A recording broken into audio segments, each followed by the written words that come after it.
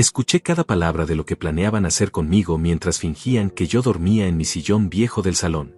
Mi hijo Héctor y mi nuera Margarida creían que el sonido del televisor cubriría sus voces, pero después de 70 años en este mundo, uno aprende que los susurros traen las peores noticias. El viejo no va a durar mucho más tiempo lúcido, decía Margarida con esa frialdad que siempre me helaba la sangre. Tenemos que actuar ahora, antes de que sea demasiado tarde para recuperar lo que nos corresponde de la herencia de tu madre. Héctor respondió con la voz cargada de una codicia que yo no le conocía cuando era niño. Mañana le diremos que encontramos una residencia perfecta para él. Un lugar donde estará bien cuidado. Y mientras tanto, nosotros nos encargamos de todos sus papeles y propiedades. Mantuve los ojos cerrados, controlando mi respiración como había aprendido durante mis años de trabajo en instalaciones eléctricas peligrosas, donde un movimiento en falso podía costarte la vida. El corazón me latía tan fuerte que temí que pudieran escucharlo. Mi casa se había convertido en un lugar extraño. Después de la muerte de mi esposa Elena hace 2 años, todo cambió. Los días se volvieron largos y silenciosos, marcados únicamente por el ritual sagrado del café a las 6 de la mañana, el noticiero de las 7, y las horas que pasaba en el porche observando cómo la vida seguía su curso sin mí. Héctor había empezado a visitarme más seguido, siempre acompañado de Margarida y sus sonrisas forzadas. Al principio pensé que finalmente habían entendido la importancia de la familia, que la pérdida de su madre los había acercado a mí. ¡Qué ingenuo fui! Las visitas llegaban siempre con la misma rutina. Margarida preparaba té que yo no pedía, Héctor revisaba mi correo para ayudarme, y ambos hacían preguntas sobre mis finanzas que yo evadía con comentarios sobre el clima o las noticias. Pero sus ojos brillaban con una intensidad que no era amor filial. El silencio de mi casa se había vuelto pesado, cargado de una tensión que yo no sabía nombrar hasta esta noche. Los crujidos de la madera vieja, el zumbido del refrigerador, el tic-tac del reloj de pared que Elena había comprado en nuestro viaje a México, todos esos sonidos familiares ahora me parecían testigos de algo que estaba por romperse. ¿Crees que sospecha algo?, preguntó Margarida, y pude sentir cómo se acercaba al sillón donde yo permanecía inmóvil. No, respondió Héctor con una seguridad que me dolió más que cualquier golpe físico. Es solo un viejo cansado que vive de recuerdos. No tiene idea de lo que vale realmente todo lo que tiene guardado. Todo lo que tenía guardado. Como si mis 50 años de trabajo, mis ahorros centavo a centavo, la casa que construí con mis propias manos, fueran solo números en una cuenta bancaria esperando a ser divididos entre ladrones con mi misma sangre. La conversación continuó durante 20 minutos más. Hablaron de abogados, de documentos, de cómo convencerme de firmar poderes que yo no entendería. Hablaron de mi futuro como si yo ya estuviera muerto, como si mi opinión fuera irrelevante, como si los 70 años que llevaba tomando mis propias decisiones no significaran nada. Cuando finalmente se fueron, diciéndome adiós con besos en la frente que ahora sabía que eran Judas, me quedé sentado en mi sillón durante horas.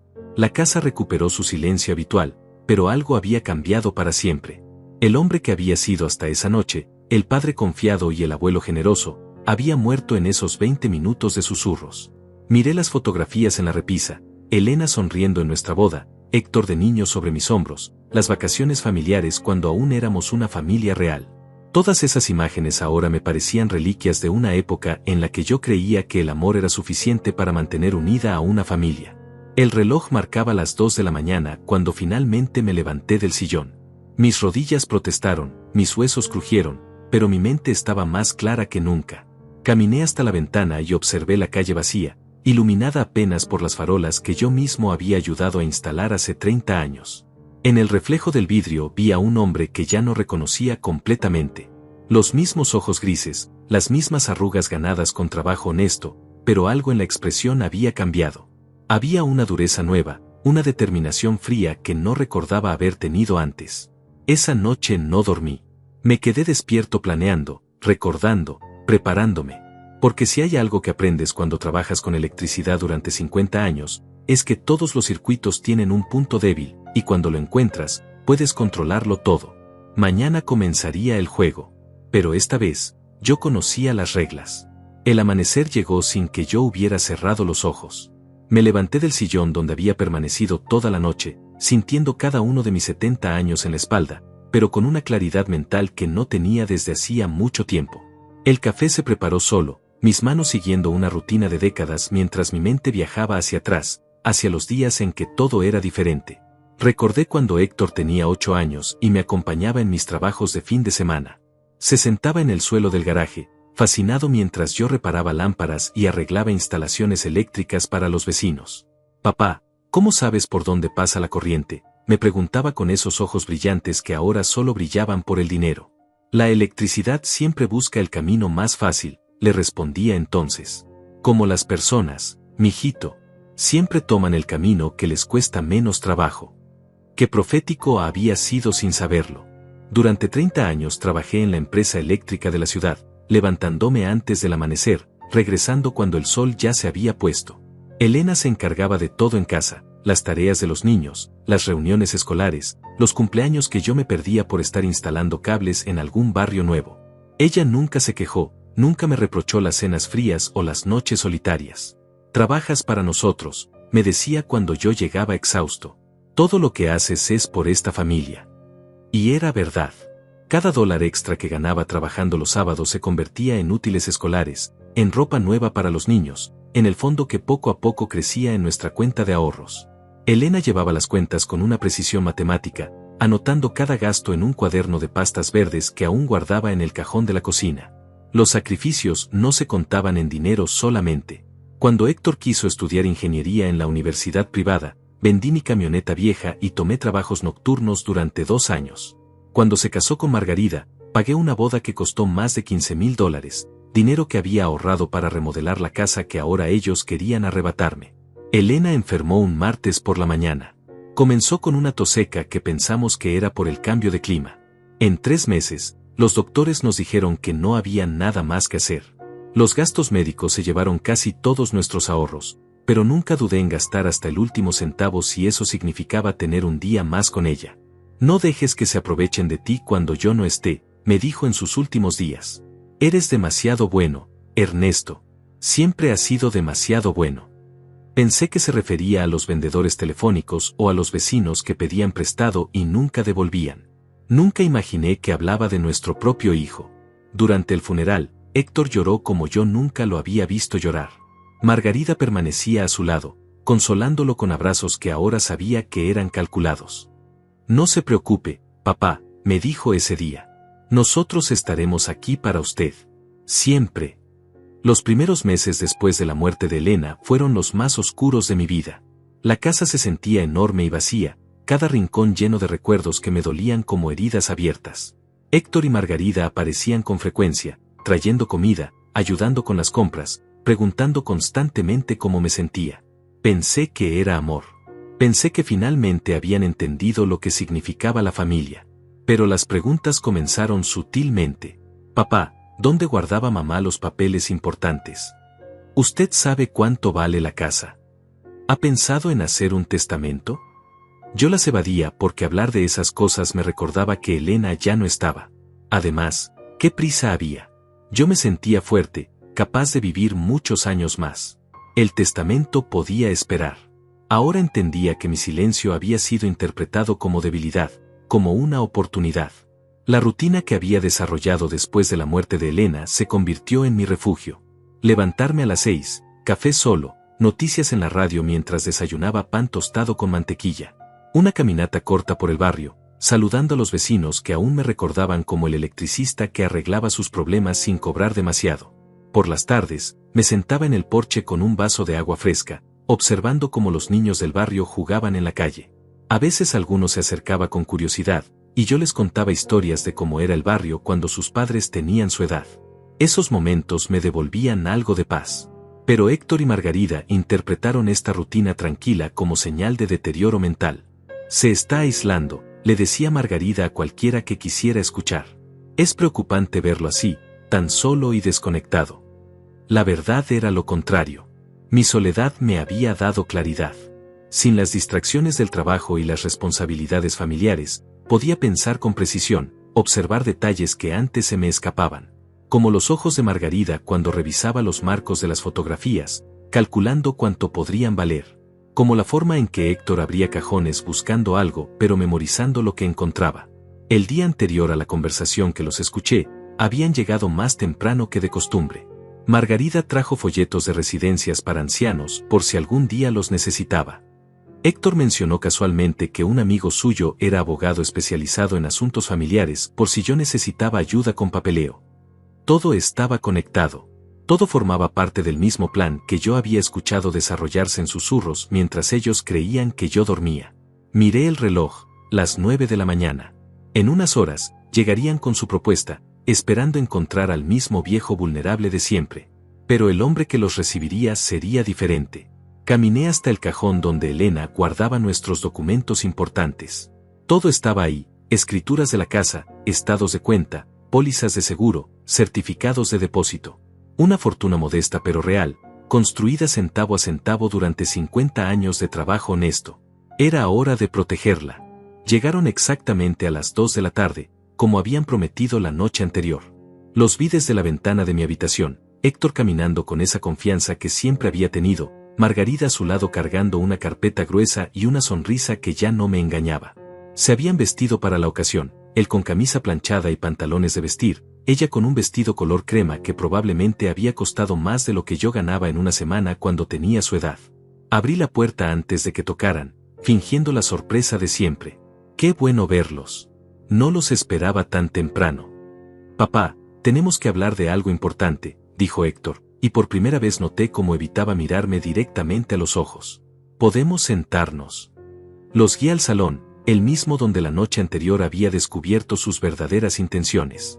Me senté en mi sillón habitual mientras ellos tomaron el sofá, colocando la carpeta sobre la mesa de centro como si fuera una ofrenda sagrada. Ernesto, comenzó Margarida con esa voz dulce que usaba cuando quería algo, hemos estado muy preocupados por usted desde que Elena partió. Lo vemos tan solo, tan triste. No estoy triste, mentí, manteniendo mi voz calmada. Solo me estoy acostumbrando a una vida diferente. Héctor se inclinó hacia adelante, adoptando esa postura que había visto 1000 veces cuando era niño y quería convencerme de algo. Papá, sabemos que usted es fuerte, siempre lo ha sido. Pero a su edad, vivir solo en una casa tan grande, no es seguro. La palabra, seguro, resonó en el aire como una amenaza disfrazada de preocupación. Margarida asintió con gravedad exagerada, abriendo la carpeta para revelar folletos coloridos de residencias para ancianos. Mire esto, dijo, extendiendo las páginas como si fueran cartas de una baraja trucada. La residencia Esperanza del Valle. Tienen enfermeras las 24 horas, actividades recreativas, comida preparada por nutricionistas. Y lo mejor de todo es que usted no tendría que preocuparse por nada, ni por pagar las cuentas, ni por mantener la casa, ni por estar solo. Las fotografías mostraban ancianos sonrientes jugando cartas, paseando por jardines perfectamente cuidados, participando en clases de yoga. Todo se veía demasiado perfecto, demasiado limpio, demasiado alejado de la vida real. Es muy costoso, murmuré, fingiendo estudiar los precios. $4,000 al mes. No creo que pueda pagarlo. Ahí está la cosa, papá, intervino Héctor con una sonrisa que intentaba ser tranquilizadora. Hemos hecho algunos cálculos. Si vendemos esta casa, que ya es demasiado grande para usted, y liquidamos algunas de sus inversiones, tendría suficiente dinero para vivir cómodamente en Esperanza del Valle por muchos años. Ahí estaba. La trampa envuelta en papel de regalo. ¿Vender la casa?, pregunté, dejando que mi voz temblara ligeramente. Pero aquí están todos mis recuerdos con Elena. Margarida se acercó y tomó mi mano con una suavidad que me hizo sentir náuseas. Los recuerdos están en su corazón, no en las paredes. Y piense en lo liberador que sería no tener que preocuparse por las reparaciones, los impuestos, la jardinería. Nosotros nos encargaríamos de todo el proceso, agregó Héctor. Usted solo tendría que firmar algunos papeles y nosotros manejaríamos la venta, las finanzas, la mudanza. Sin estrés para usted. Sin control para mí, era lo que realmente quería decir. No sé, murmuré, frotándome la frente como si me doliera la cabeza. Es una decisión muy grande. Necesito tiempo para pensarlo. Los vi intercambiar una mirada rápida, cargada de impaciencia apenas contenida. Habían esperado que yo aceptara inmediatamente, como el viejo confundido que creían que era. Por supuesto, papá, dijo Héctor con una sonrisa forzada. Pero no se tome demasiado tiempo. La residencia Esperanza del Valle tiene lista de espera, y conseguimos que lo pongan en consideración prioritaria por ser veterano del trabajo eléctrico de la ciudad. Mentira. Yo nunca había sido considerado veterano de nada, y ellos lo sabían. Margarida sacó más papeles de la carpeta. Mientras tanto, trajimos algunos documentos que necesitan su firma. Nada importante, solo actualizaciones de seguros y algunas autorizaciones para que Héctor pueda ayudarlo con sus cuentas bancarias. Los papeles estaban escritos en letra pequeña, llenos de términos legales que esperaban que yo no entendiera. Pero 50 años navegando contratos de trabajo me habían enseñado a leer entre líneas. Eran poderes generales, autorizaciones para acceder a mis cuentas, permisos para tomar decisiones financieras en mi nombre. Mi vista ya no es lo que era, dije, apartando los papeles. ¿Podrían explicarme exactamente qué dicen estos documentos? Héctor se aclaró la garganta, claramente incómodo. Son solo formalidades, papá. Autorizaciones para que yo pueda ayudarlo con el banco si usted no puede ir personalmente, cosas así. ¿Y por qué necesitaría que tú hagas eso?, pregunté con genuina curiosidad. Yo manejo mis propias cuentas desde que tenía 18 años. Bueno, es que, Margarida intervino rápidamente, a su edad, es normal tener días en que uno se siente confundido, o cansado, o simplemente no tiene ganas de salir. Sería más conveniente para usted. La temperatura del cuarto pareció bajar varios grados. Me recosté en mi sillón y los observé durante un largo minuto de silencio. Héctor tamborileaba los dedos sobre su rodilla, Margarida revisaba obsesivamente su teléfono. El nerviosismo era palpable. ¿Saben qué?, dije finalmente, creo que sí necesito ayuda. Sus ojos se iluminaron como los de dos niños en Navidad. Pero no con papeles o cuentas bancarias, continué. Necesito ayuda para entender por qué mi único hijo piensa que su padre de 70 años es demasiado estúpido para manejar su propio dinero.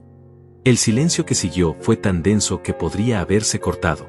Héctor abrió la boca pero no salió ningún sonido. Margarida dejó caer su teléfono al suelo. Papá, usted está malinterpretando, comenzó Héctor. ¿En serio?, lo interrumpí, manteniendo mi voz tranquila pero firme. Porque desde donde yo estoy sentado, parece que ustedes llegaron aquí con un plan muy específico, convencerme de que estoy demasiado viejo para vivir solo, hacerme firmar papeles que no entiendo, vender mi casa, y manejar mi dinero mientras yo vivo en un lugar donde no conozco a nadie. No es así, protestó Margarida, pero su voz sonaba hueca. Solo queremos lo mejor para usted. Entonces respétenme lo suficiente para ser honestos conmigo, dije, levantándome lentamente del sillón. Y llévense esos papeles. Cuando yo necesite ayuda, se las pediré. Los acompañé hasta la puerta, sintiendo como la tensión crecía con cada paso. En el umbral, Héctor se volvió hacia mí con una expresión que no había visto desde que era adolescente. Papá, creo que usted no está viendo esto claramente. Tal vez debería considerar hablar con alguien profesional sobre su situación. La amenaza estaba clara. Si yo no cooperaba voluntariamente, buscarían otras maneras de declararme incompetente. Gracias por la sugerencia, respondí con una sonrisa que no llegaba a mis ojos. La tendré en cuenta. Los vi alejarse desde la ventana, hablando intensamente entre ellos mientras subían al auto. Sabía que esta había sido solo la primera batalla de una guerra que apenas comenzaba. Pero por primera vez en 2 años, me sentía completamente despierto. Los días siguientes pasaron en una tensión silenciosa que se sentía como la calma antes de una tormenta eléctrica. Héctor no llamó, no visitó, no mandó mensajes. Era la primera vez en 2 años que pasaba tanto tiempo sin saber de él, y esa ausencia me decía más que 1000 palabras.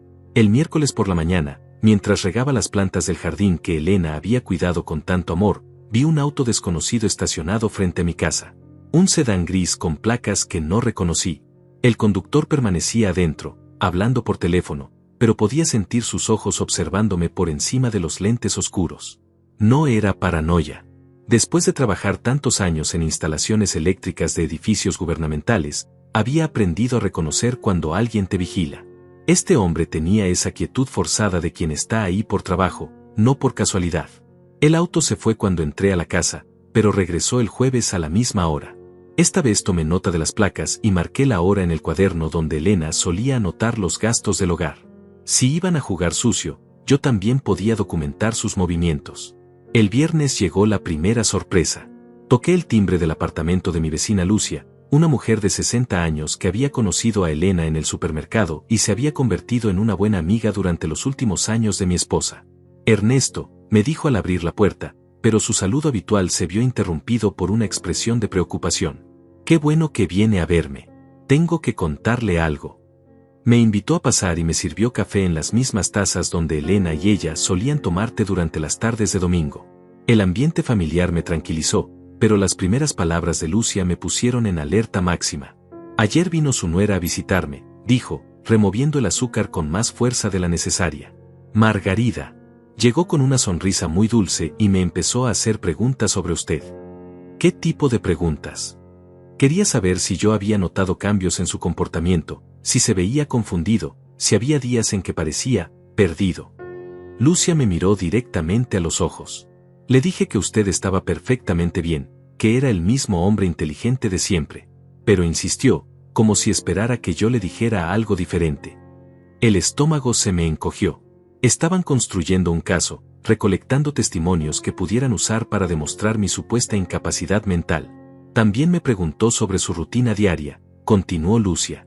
Si usted pagaba sus cuentas a tiempo, si mantenía la casa limpia, si cocinaba para sí mismo.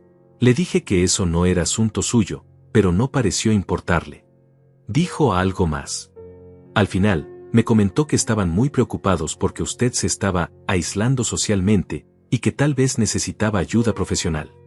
Lucia dejó su taza sobre la mesa con un golpe seco. Ernesto, esa mujer me daba mala espina. Hablaba de usted como si fuera un problema que necesitaba solución. Le agradecí a Lucia por contármelo y regresé a mi casa con una claridad dolorosa sobre lo que estaba pasando. No solo querían mi dinero, estaban preparando el terreno legal para quitarme mi autonomía completamente. Esa misma tarde, mientras organizaba algunos papeles en mi escritorio, sonó el teléfono. Era el doctor Ramírez, mi médico de cabecera desde hacía 15 años. Ernesto, me da mucho gusto escucharlo, dijo con su voz siempre amable. Su hijo Héctor me llamó esta mañana, muy preocupado por su salud. Sentí como la sangre se me helaba en las venas. ¿Preocupado por qué? Me contó que la familia ha notado algunos cambios en usted. Episodios de confusión, olvidos, dificultades para tomar decisiones. Quería saber si sería conveniente hacer una evaluación neurológica completa. Doctor, dije, eligiendo mis palabras cuidadosamente, yo me siento perfectamente bien. Mi mente está clara, mis recuerdos intactos. No he tenido ningún episodio de confusión. Hubo una pausa del otro lado de la línea. Bueno, a veces los familiares notan cosas que nosotros no percibimos en nosotros mismos. Pero si usted se siente bien, tal vez podríamos programar una cita rutinaria, solo para tranquilizar a todos. Acordé la cita para la siguiente semana, pero cuando colgué el teléfono, entendí que cada pieza del rompecabezas se estaba colocando en su lugar. Héctor y Margarida estaban creando una narrativa completa. El anciano solitario que se deteriora mentalmente después de la pérdida de su esposa, los hijos preocupados que solo quieren ayudar, los vecinos y doctores que confirman el declive. El sábado, mientras paseaba por el centro de la ciudad haciendo compras que no necesitaba, solo para demostrar a cualquiera que me estuviera observando que podía valerme por mí mismo, me topé con Salvador en la ferretería donde ambos solíamos comprar materiales cuando aún trabajábamos juntos. Salvador había sido mi compañero durante los últimos 10 años antes de mi jubilación. Un hombre honesto, trabajador, que había aprendido el oficio de electricista siguiendo mis enseñanzas. Cuando nos vimos, su rostro se iluminó con una sonrisa genuina que me recordó lo que era tener amigos verdaderos. Ernesto, qué sorpresa encontrarte aquí. ¿Cómo has estado? Nos pusimos al día durante unos minutos, hablando de trabajo, de nuestros achaques, de cómo había cambiado el barrio. Pero cuando estaba por despedirme, Salvador me detuvo con una expresión seria. Oye, tengo que preguntarte algo.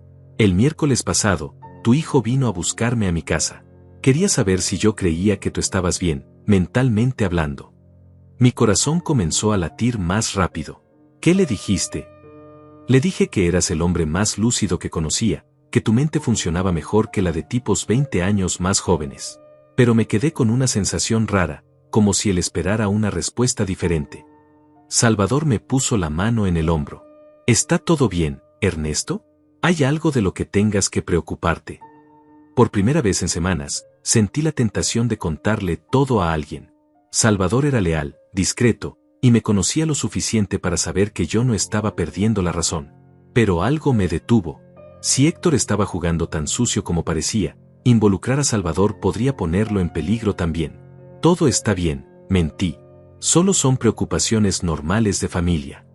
Pero Salvador me conocía demasiado bien. Si necesitas algo, cualquier cosa, ya sabes dónde encontrarme. Somos viejos lobos, Ernesto. Tenemos que cuidarnos entre nosotros. Esa noche, sentado en mi sillón del salón, hice un inventario mental de mi situación. Héctor y Margarida habían comenzado una campaña sistemática para sembrar dudas sobre mi competencia mental. Habían contactado a mis vecinos, a mi médico, incluso a mis antiguos compañeros de trabajo. El auto gris seguía apareciendo frente a mi casa, documentando mis movimientos diarios. Estaban construyendo un expediente contra mí, recopilando evidencias que pudieran presentar ante un juez para declararme incompetente y otorgarles la tutela legal sobre mi persona y mis bienes. Pero habían cometido un error.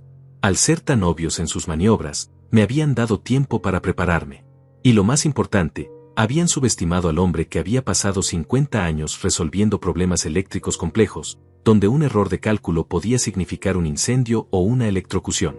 Me levanté del sillón y caminé hasta el cajón donde guardaba mis herramientas de trabajo.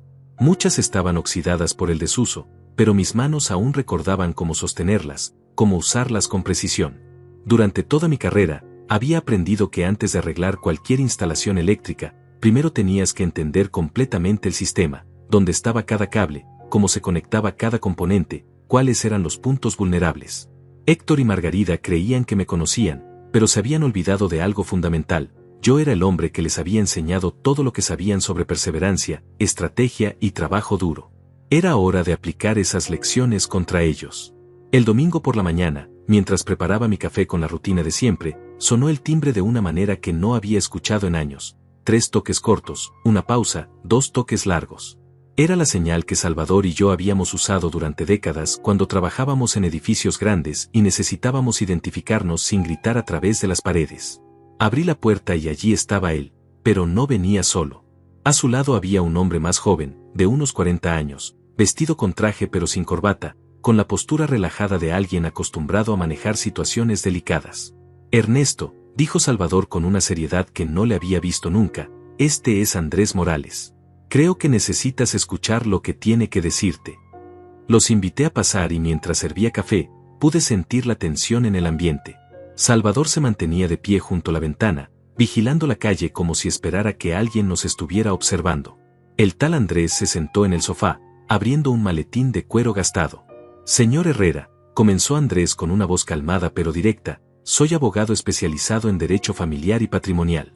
Salvador me ha contado algunas cosas preocupantes sobre su situación, pero antes de continuar, necesito que sepa que yo le debo a usted más de lo que jamás podré pagar. Lo miré con curiosidad.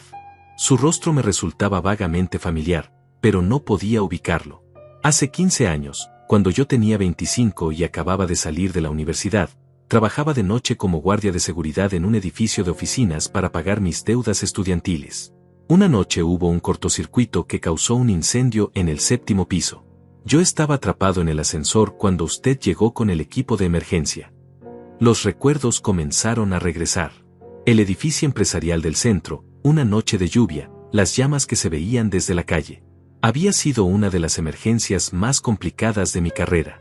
Usted subió por las escaleras hasta el 7º piso, en medio del humo y el fuego, y restableció la electricidad el tiempo suficiente para que el ascensor funcionara y yo pudiera salir. Los bomberos dijeron que sin su intervención, yo habría muerto por inhalación de humo. Ahora lo recordaba claramente. Un joven flaco y asustado que lloraba cuando finalmente salió del ascensor. Le había dicho que todo estaría bien, que era parte del trabajo, nada más. Nunca pude agradecerle apropiadamente, continuó Andrés. Cuando Salvador me contó que alguien estaba tratando de aprovecharse de usted, supe que había llegado el momento de devolverle el favor. Salvador se acercó y puso una mano en mi hombro. Ayer fui a buscar a Andrés y le conté todo lo que me habías dicho y lo que había notado. Él investigó un poco por su cuenta y descubrió cosas que necesita saber. Andrés sacó una carpeta de su maletín y la abrió sobre la mesa de centro. Estaba llena de documentos, fotografías y papeles que no reconocí. Su hijo Héctor y su nuera Margarida han estado muy ocupados las últimas semanas, dijo, organizando los papeles. Contrataron a un investigador privado para que lo siguiera y documentara sus actividades diarias, buscando evidencias de deterioro mental. Mi sospecha sobre el auto gris había sido correcta. Andrés me mostró fotografías mías tomadas desde la distancia, comprando en el supermercado, caminando por el parque, regando las plantas de mi jardín. Todas tenían fecha y hora marcadas, como evidencia legal. También han consultado con 3 abogados diferentes sobre procesos de interdicción por incapacidad mental. Básicamente, están explorando cómo declararla legalmente incompetente para manejar sus propios asuntos. ¿Pueden hacer eso?, pregunté, aunque ya conocía la respuesta. Pueden intentarlo. Necesitarían demostrar ante un juez que usted sufre de deterioro cognitivo severo y que representa un peligro para sí mismo o para otros. Por eso han estado recolectando testimonios de vecinos, contactando a su médico y documentando cualquier comportamiento que puedan interpretar como anormal. Salvador gruñó desde su posición junto a la ventana. El problema es que muchas personas no entienden la diferencia entre estar solo y estar loco. Pueden malinterpretar tu tranquilidad como confusión. Andrés continuó pasando páginas. Pero hay más. Investigué las finanzas de su hijo y su nuera.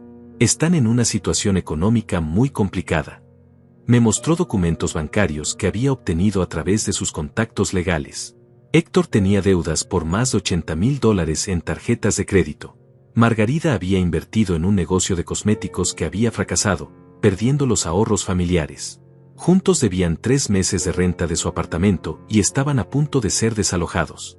La herencia de su esposa, más el valor de esta casa y sus ahorros, representan aproximadamente $400,000, explicó Andrés. Para ellos, no es solo una oportunidad, es la única salida a sus problemas financieros. Las piezas finalmente encajaron completamente. La desesperación en sus voces cuando hablaban de actuar rápido, la insistencia en los papeles, la urgencia por internarme en una residencia costosa. No era solo codicia, era supervivencia económica usando mi dinero como salvavidas. ¿Qué opciones tengo?, pregunté, sintiendo como la rabia se mezclaba con una extraña sensación de alivio. Finalmente entendía completamente contra qué me enfrentaba. Andrés sonrió por primera vez desde que había llegado. Más de las que ellos imaginan. Primero, podemos adelantarnos a sus planes.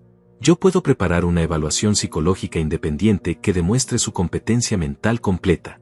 Tengo contactos con neuropsicólogos que pueden hacer pruebas exhaustivas. Segundo, continuó Salvador, alejándose de la ventana, podemos documentar toda su campaña de difamación.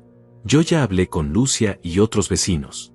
Todos están dispuestos a testificar que usted está perfectamente bien y que Margarida los presionó para que dijeran lo contrario. Andrés asintió. Y tercero, podemos usar su desesperación económica en su contra. Si están planeando un proceso legal basado en mentiras, eso constituye fraude. Podríamos no solo defendernos, sino contraatacar. Me recosté en mi sillón, procesando toda la información. Durante semanas me había sentido como un animal acorralado, reaccionando a los movimientos de otros.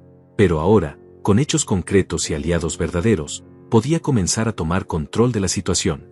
Hay algo más, dijo Andrés, sacando una pequeña grabadora digital de su maletín. Salvador me contó sobre la conversación que usted escuchó. Si ellos regresan con más presión, sugiero que documente todo. Esta grabadora es tan pequeña que puede llevarla en el bolsillo de la camisa. Cualquier amenaza o admisión de sus verdaderos planes quedaría registrada. Es legal grabar conversaciones sin que ellos lo sepan. En este estado, sí, siempre y cuando usted sea parte de la conversación. Y dado que se trata de protegerse de un posible fraude, cualquier juez lo vería favorablemente.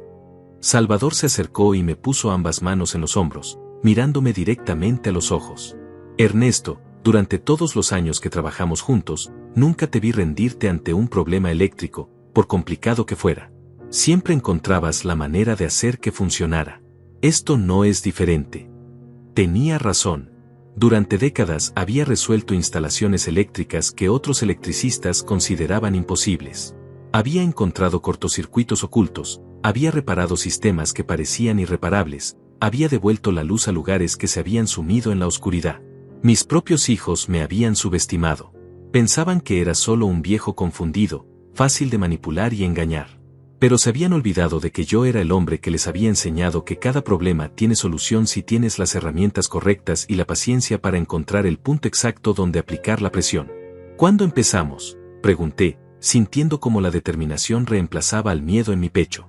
Andrés cerró su maletín con una sonrisa que prometía justicia. Ya empezamos, señor Herrera. Ahora ellos están jugando nuestro juego, solo que aún no lo saben. Esa tarde, después de que Salvador y Andrés se fueron, me senté en mi sillón del salón con la pequeña grabadora en la mano. Era increíble pensar que un aparato tan pequeño podría proteger todo lo que Elena y yo habíamos construido durante 50 años de trabajo honesto. Miré hacia la fotografía de mi esposa en la repisa, y por primera vez en semanas, sentí que podía sonreírle sin tristeza. Ya no estoy solo en esto, amor, le susurré. Y vamos a ganar. La oportunidad llegó más rápido de lo que esperaba. El martes por la mañana, mientras revisaba los documentos que Andrés me había dejado, sonó el teléfono. Era Héctor, con una voz que trataba de sonar casual pero que no podía ocultar la tensión. Papá, ¿cómo está? Hemos estado pensando mucho en nuestra conversación del otro día. Yo también he estado pensando, respondí, tocando la pequeña grabadora en mi bolsillo de la camisa. Andrés me había enseñado cómo activarla discretamente, y el dispositivo ya estaba funcionando. Nos gustaría pasar esta tarde para hablar un poco más. Creo que tal vez no nos explicamos bien la última vez. Claro, pueden venir cuando gusten. ¿Le parece bien a las 3? Y papá, tal vez sería bueno que esta vez podamos hablar con más tranquilidad, sin malentendidos. La amenaza implícita era clara, pero yo ya no era el mismo hombre indefenso de semanas atrás. Pasé la mañana preparándome meticulosamente. Coloqué todos mis documentos financieros importantes en una carpeta sobre mi escritorio, donde pudieran verlos pero no alcanzarlos. Organicé mi cuaderno de anotaciones donde había registrado sus visitas, llamadas telefónicas y los avistamientos del auto gris. Me aseguré de que la grabadora tuviera batería suficiente y practiqué activarla sin mirar. Pero lo más importante era mi estado mental. Durante 50 años, había entrado a instalaciones eléctricas peligrosas sabiendo que un error podría matarme. Había aprendido a mantener la calma absoluta mientras mis manos trabajaban con voltajes que podían detener mi corazón. Esa misma frialdad calculada era lo que necesitaba ahora. Llegaron exactamente a las 3, pero esta vez traían refuerzos. Además de Héctor y Margarida, venía un hombre mayor, de unos 60 años, vestido con traje oscuro y portando un maletín profesional. Su presencia cambió completamente la dinámica de la situación. Papá, dijo Héctor mientras entraban, quiero presentarle al doctor Rafael Mendoza. Es un psicólogo especializado en geriatría. El doctor Mendoza me extendió la mano con una sonrisa que había perfeccionado durante años de tratar con familias en crisis. Mucho gusto, señor Herrera. Su familia me ha comentado algunas preocupaciones sobre su bienestar, y me gustaría poder ayudar. ¿Qué tipo de preocupaciones?, pregunté, manteniéndome de pie en lugar de invitarlos a sentarse. Era un movimiento sutil de poder que había aprendido durante las negociaciones con contratistas difíciles. Margarida intercambió una mirada nerviosa con Héctor antes de responder. Papá, hemos notado que últimamente está más suspicaz, más desconfiado. Y eso nos preocupa porque no es normal en usted. ¿Desconfiado de qué? Bueno, intervino Héctor, el otro día, cuando solo queríamos ayudarlo con algunos papeles sencillos, usted reaccionó como si estuviéramos tratando de engañarlo. Eso no es propio de usted. El doctor Mendoza asintió con expresión comprensiva. Es muy común en personas de su edad desarrollar lo que llamamos paranoia senil. Pequeñas sospechas que van creciendo hasta convertirse en desconfianza generalizada hacia los seres queridos. Interesante, dije, caminando lentamente hacia la ventana. ¿Y cuál sería el tratamiento para esa condición? En muchos casos, explicó el doctor con voz pausada, lo más recomendable es un ambiente estructurado, con supervisión profesional, donde el paciente pueda sentirse seguro sin tener que tomar decisiones complejas que le generen ansiedad. Ahí estaba. La recomendación médica que justificaría internarme contra mi voluntad. Me volteé hacia ellos con una sonrisa que esperaba que pareciera confundida. Doctor, ¿usted cree que yo necesito ese tipo de cuidado? Bueno, para hacer una evaluación apropiada, necesitaría hacerle algunas preguntas y pruebas sencillas. ¿Estaría dispuesto a responder algunos cuestionarios?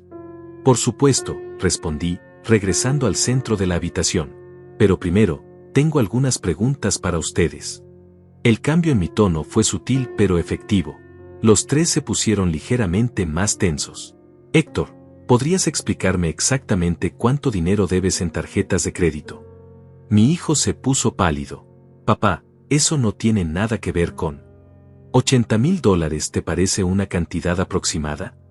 El silencio que siguió fue ensordecedor. Margarida abrió la boca, pero no salió ningún sonido.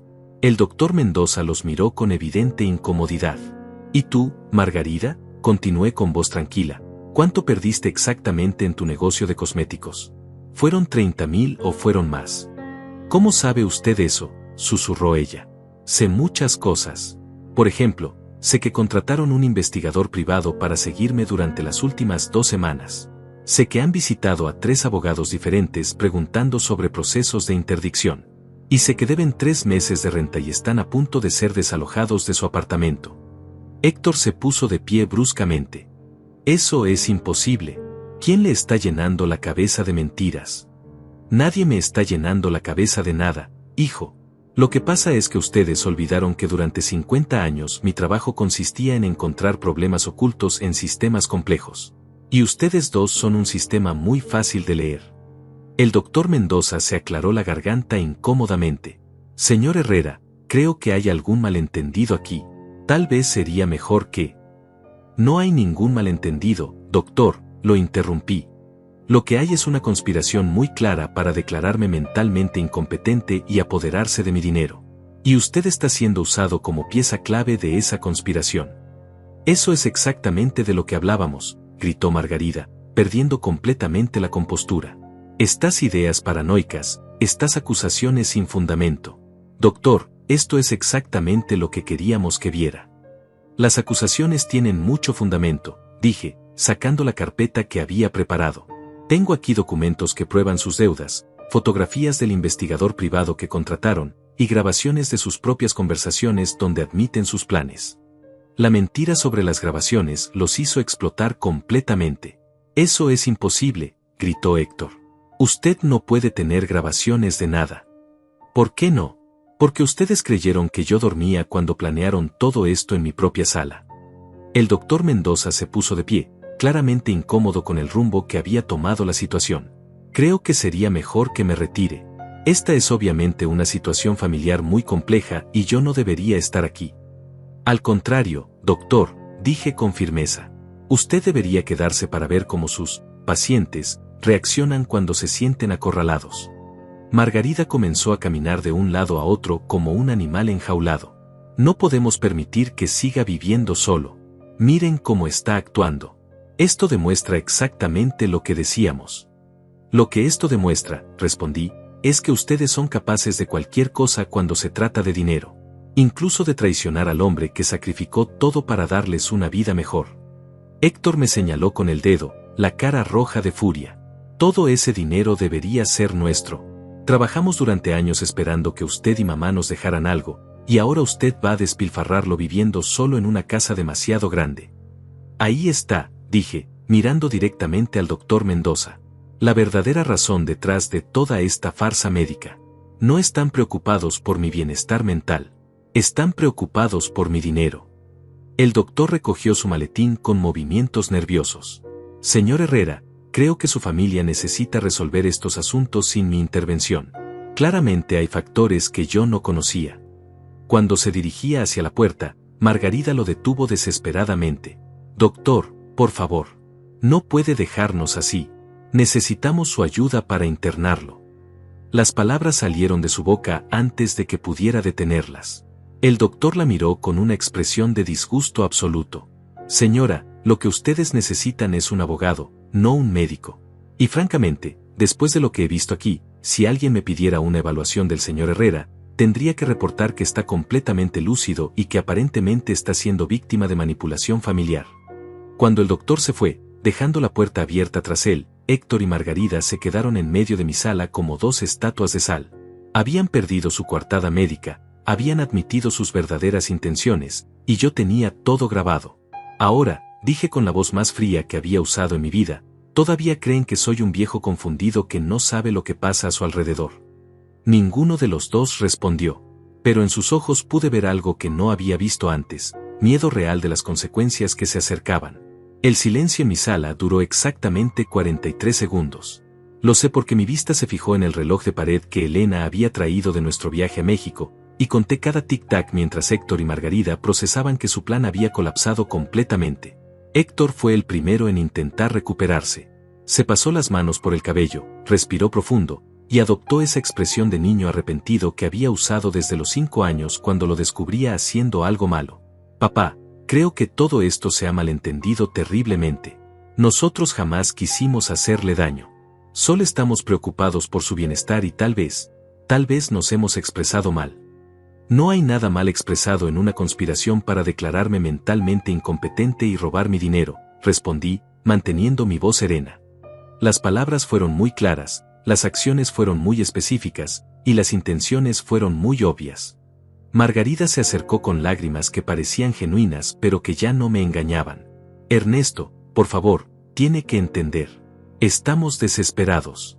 Las deudas nos están ahogando, vamos a perder nuestro apartamento. Héctor podría perder su trabajo si no pagamos lo que debemos. Y eso es mi problema, ¿por qué? Porque somos su familia, gritó ella, dejando caer la máscara de compostura por completo. Porque después de todo lo que hemos hecho por usted, después de todas las veces que hemos venido a visitarlo, a cuidarlo, a preocuparnos por él, usted nos debe algo. La frase quedó suspendida en el aire como una confesión completa. Después de todo lo que habían hecho, por mí. Como si las visitas calculadas, las sonrisas falsas, y la compañía interesada fueran favores que merecían compensación económica. Interesante, dije, caminando hacia mi escritorio. Entonces ustedes creen que fingir amor filial durante 2 años les da derecho a mis ahorros de 50 años. Héctor se puso de pie, y por primera vez en la tarde pude ver al hombre en que realmente se había convertido. Ya no quedaba nada del niño que solía acompañarme a trabajar los sábados, del joven que lloró cuando se graduó de la universidad, del hombre que parecía amar genuinamente a su madre.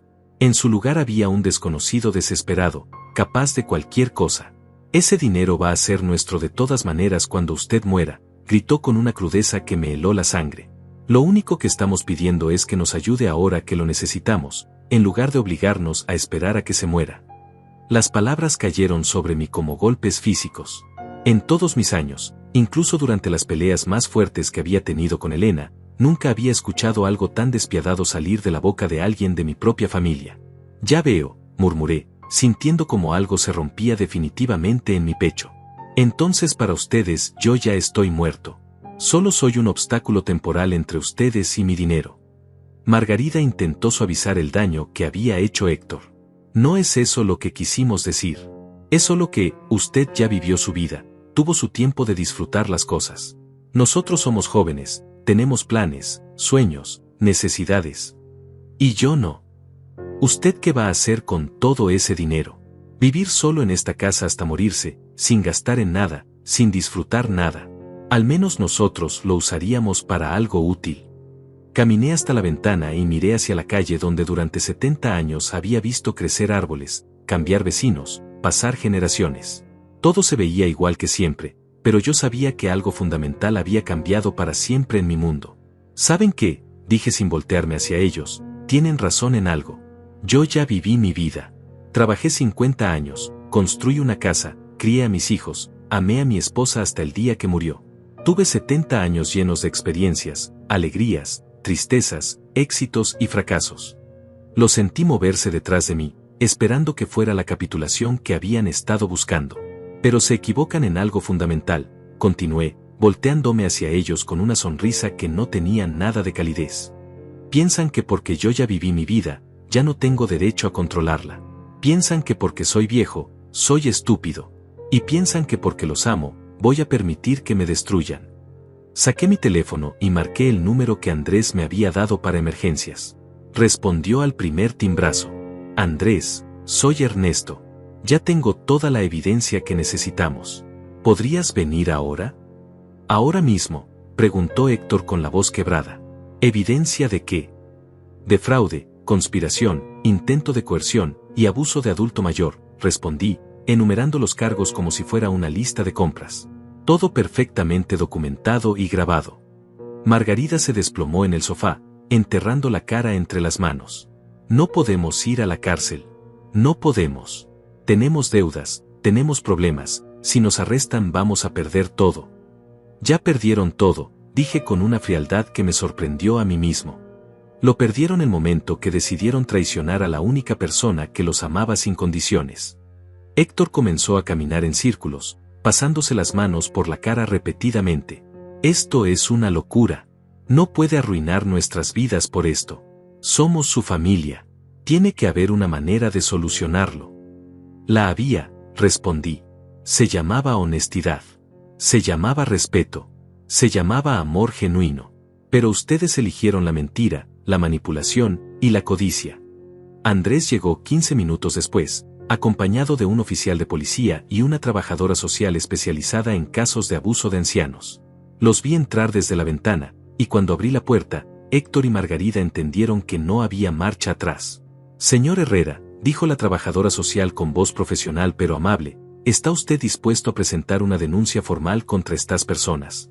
Miré a mi hijo por última vez, esperando ver algún rastro del niño que había sido, del hombre que había creído que podría ser. Pero solo vi a un extraño desesperado que había estado dispuesto a destruir a su propio padre por dinero. Sí, respondí con una voz que sonaba más fuerte de lo que me sentía. Estoy dispuesto. El oficial de policía se acercó a Héctor y Margarida con las esposas en la mano. Tienen derecho a permanecer en silencio. Margarida comenzó a llorar con sollozos que llenaron toda la casa. Héctor me miró con una expresión de incredulidad absoluta. No puede hacer esto, gritó mientras el oficial le ponía las esposas. Soy su hijo. No puede mandar a su propio hijo a la cárcel. Tú dejaste de ser mi hijo el día que decidiste verme como un obstáculo para tu avaricia, respondí, y por primera vez en la tarde, mi voz se quebró ligeramente. Cuando se los llevaron, la casa quedó en un silencio que era diferente a cualquier silencio que había conocido antes. No era la tranquilidad pacífica de la soledad, ni el dolor sordo de la pérdida. Era el silencio vacío que queda después de que algo se rompe completamente y ya no puede ser reparado. Andrés puso su mano en mi hombro. ¿Está bien, señor Herrera? No, respondí honestamente. Pero estaré bien. Y mientras cerraba la puerta tras él, supe que tenía razón. Estaría bien, pero sería un tipo de bien, completamente diferente al que había conocido durante los primeros 70 años de mi vida. Era el bien, que viene después de sobrevivir a la peor traición imaginable. El bien, que nace cuando descubres que eres más fuerte de lo que jamás pensaste que podría ser. El bien, de un hombre que había perdido un hijo, pero había salvado su dignidad. Los siguientes días pasaron en una mezcla extraña de alivio y devastación.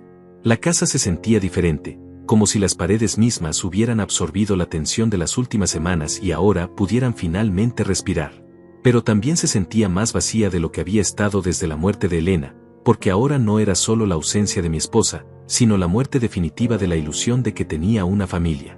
El miércoles por la mañana, Andrés me llamó con las primeras noticias sobre las consecuencias legales.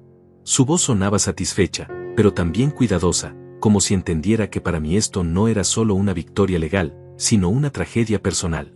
Señor Herrera, pensé que le gustaría saber cómo van las cosas. Héctor y Margarida fueron puestos en libertad bajo fianza, pero enfrentan cargos serios. Intento de fraude, conspiración y abuso de adulto mayor. Si son declarados culpables, podrían enfrentar entre 3 y 5 años de prisión. ¿Y su situación financiera? Ahí es donde se pone interesante. Al investigar sus finanzas para el caso, descubrimos que la situación es peor de lo que pensábamos. Además de las deudas que ya conocíamos, Héctor había estado falsificando documentos para obtener más préstamos. Margarida tenía 3 cuentas bancarias diferentes que había estado ocultando de su esposo, todas sobregregadas. Me senté en mi sillón habitual, el mismo donde había escuchado sus planes originales, y procesé la información. ¿Qué significa eso prácticamente? Significa que aunque no hubieran intentado estafarlo a usted, su situación económica los habría llevado a la bancarrota de todas maneras. Sus deudas totales superan los $120,000, y varios acreedores ya han iniciado procesos legales contra ellos. Colgué el teléfono sintiendo una mezcla de vindicación y tristeza. Parte de mí se alegraba de que la justicia estuviera funcionando, pero otra parte no podía dejar de pensar en el niño que había sido Héctor, en las esperanzas que Elena y yo habíamos tenido para él. El jueves llegaron los primeros reportajes en los periódicos locales. Hijo y nuera arrestados por intentar estafar a padre de 70 años. La historia se extendió rápidamente, especialmente porque el investigador privado que habían contratado también había sido arrestado por participar en el esquema fraudulento. El viernes por la tarde, Salvador apareció en mi puerta con una botella de ron y 2 vasos. Pensé que podrías necesitar compañía, dijo simplemente. Nos sentamos en el porche, bebiendo en silencio mientras el sol se ponía. Después de 1 hora, Salvador finalmente habló. ¿Te arrepientes de haberlo hecho? La pregunta me había estado atormentando durante días. No me arrepiento de haberme defendido, respondí lentamente. Pero me arrepiento de que haya sido necesario. Ese niño que conociste ya no existía, Ernesto. Tal vez nunca existió realmente. Tenía razón, pero eso no hacía que doliera menos. El lunes de la siguiente semana, las consecuencias se extendieron más allá del sistema legal. El periódico local publicó un artículo más detallado sobre el caso, y aparentemente varios vecinos y conocidos comenzaron a contactar a los reporteros con sus propias experiencias con Héctor y Margarida. Lucia vino a visitarme esa tarde, trayendo café y chismes del barrio. ¿Ya supiste lo del trabajo de Héctor?, me preguntó mientras servía las tazas. No, ¿qué pasó? Lo despidieron. Su jefe leyó la noticia en el periódico y decidió que no podía tener empleado a alguien acusado de intentar estafar a su propio padre. Dijo que era un problema de confianza. La información me golpeó como un puñetazo en el estómago. Una cosa era enfrentar las consecuencias legales de sus acciones, pero otra era ver cómo su vida entera se desmoronaba pieza por pieza. Y hay más, continuó Lucia, aparentemente sin notar mi incomodidad. Emiliano, que vive en la cuadra de ellos, me contó que varios de sus vecinos están hablando. Aparentemente, Margarida había estado pidiendo dinero prestado a varios de ellos durante meses, siempre con excusas diferentes. Dinero que nunca devolvió. Exacto. Y ahora que salió todo esto, se están dando cuenta de que probablemente nunca les iba a devolver nada. Están considerando también presentar denuncias. Esa noche, solo en mi casa, me senté a leer los documentos que Andrés me había enviado sobre el progreso del caso. Las evidencias eran abrumadoras, las grabaciones, las fotografías del investigador privado, los testimonios de los vecinos, los documentos financieros. Era un caso sólido que muy probablemente resultaría en condenas para ambos. Pero mientras leía, no podía dejar de recordar momentos diferentes. Héctor a los 8 años, ayudándome a organizar mis herramientas. Héctor a los 18, llorando de felicidad cuando lo aceptaron en la universidad. Héctor a los 25, presentándome a Margarida con tanto orgullo y amor genuino. ¿En qué momento se había perdido ese hombre? ¿En qué punto la presión financiera, la desesperación, o simplemente la codicia habían matado al hijo que yo creía conocer? El martes recibí una llamada inesperada. Era Margarida, llorando tan fuerte que al principio no pude entender lo que decía. Ernesto, por favor, tiene que escucharme. Por favor. No deberías estar llamándome, dije, recordando las instrucciones de Andrés sobre no tener contacto directo con los acusados. Solo 5 minutos, por favor. Tiene que saber cómo están las cosas. Contra mi mejor juicio, la escuché. Perdimos el apartamento, sollozó. Nos desalojaron ayer. Héctor. Ernesto, Héctor está destruido. No habla, no come, solo se queda sentado mirando la pared. Creo que finalmente se dio cuenta de lo que hicimos, de lo que perdimos. ¿Dónde están viviendo? En el auto. Hemos estado durmiendo en el auto durante 2 noches. Los hoteles no nos aceptan porque salimos en las noticias, y no tenemos familiares que nos reciban después de todo esto. La imagen de mi hijo durmiendo en un auto, reducido a esa miserable condición por su propia codicia, me partió el corazón. Pero también me recordó algo que Elena solía decir: las decisiones tienen consecuencias, y las malas decisiones tienen malas consecuencias. Ernesto, continuó Margarida, sé que no tengo derecho a pedirle nada después de lo que hicimos. Pero ¿no hay alguna manera de arreglar esto? No podemos encontrar una solución que no termine con todos destruidos. Ustedes ya me dieron su solución, respondí con voz calmada. Era declararme loco y robar mi dinero. Éramos diferentes entonces.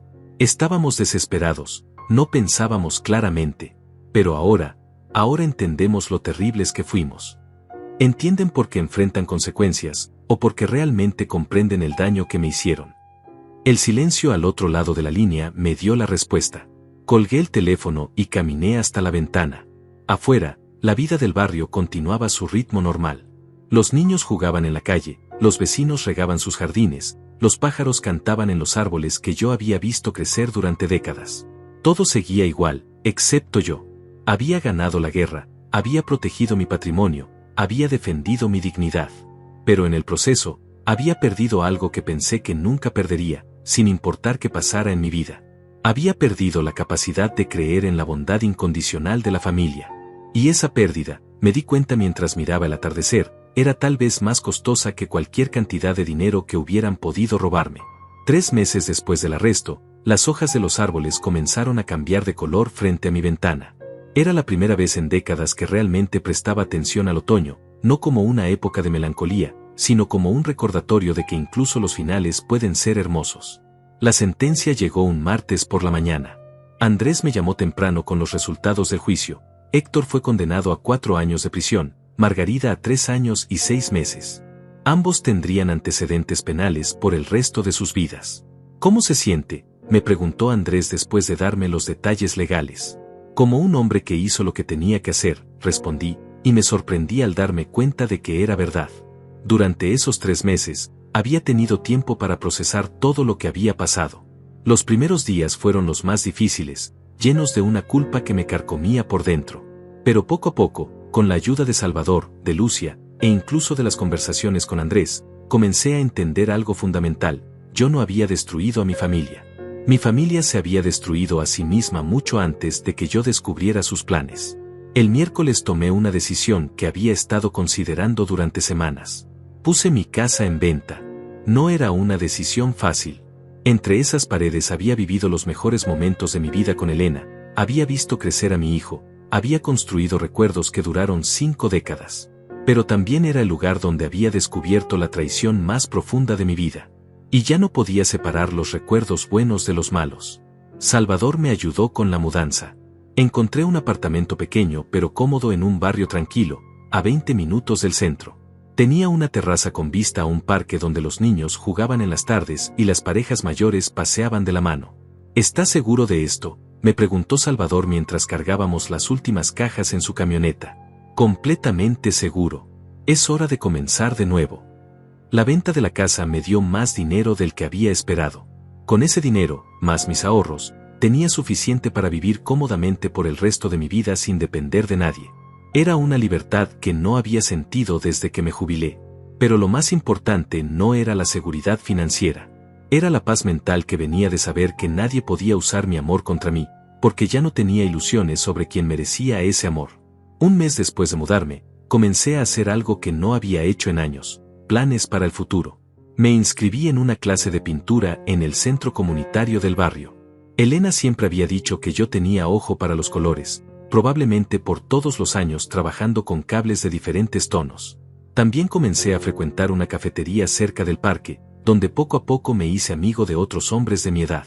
No éramos un grupo organizado, no teníamos reuniones formales, simplemente nos encontrábamos allí por las mañanas y compartíamos café, periódicos y conversaciones sobre todo y nada. Uno de ellos, Emiliano, era viudo como yo. Su esposa había muerto 5 años atrás, y él me contó cómo había tenido que aprender a vivir solo después de 40 años de matrimonio. Lo que más me costó, me dijo un día, no fue la soledad. Fue aprender a tomar decisiones solo para mí, sin pensar en nadie más. Entendí perfectamente lo que quería decir.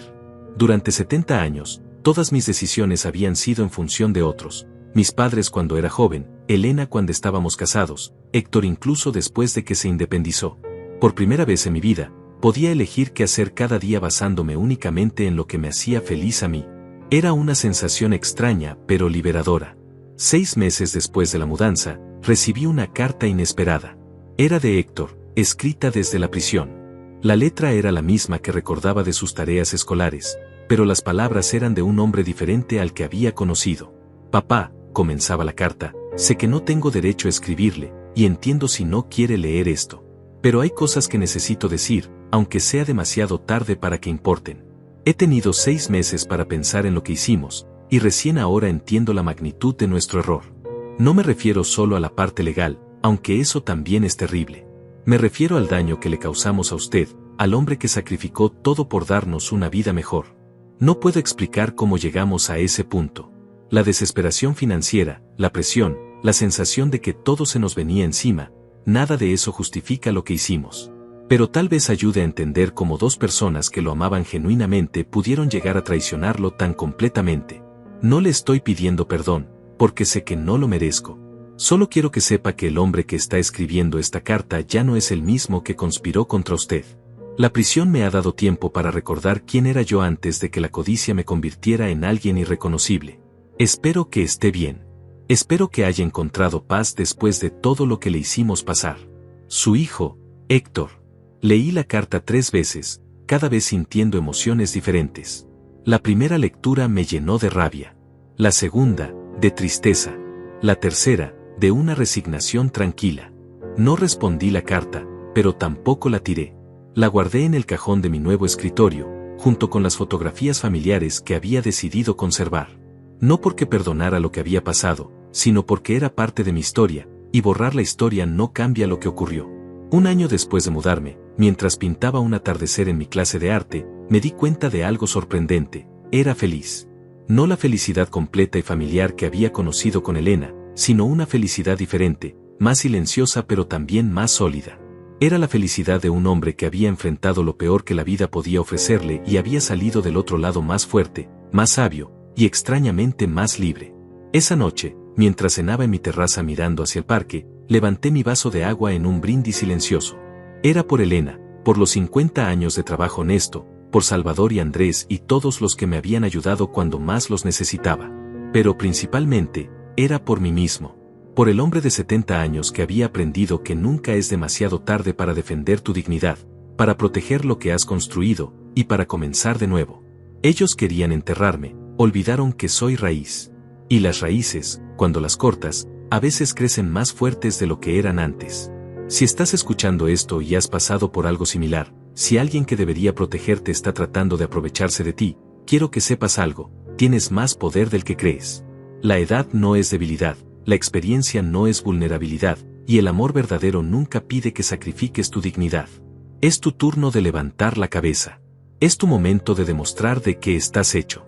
Porque algunos de nosotros no nos quebramos tan fácilmente como otros piensan. Y cuando todo termine, cuando hayas luchado la batalla que tienes que luchar, vas a descubrir algo que yo descubrí: la libertad más dulce es la que conquistas después de haber estado a punto de perderla todo.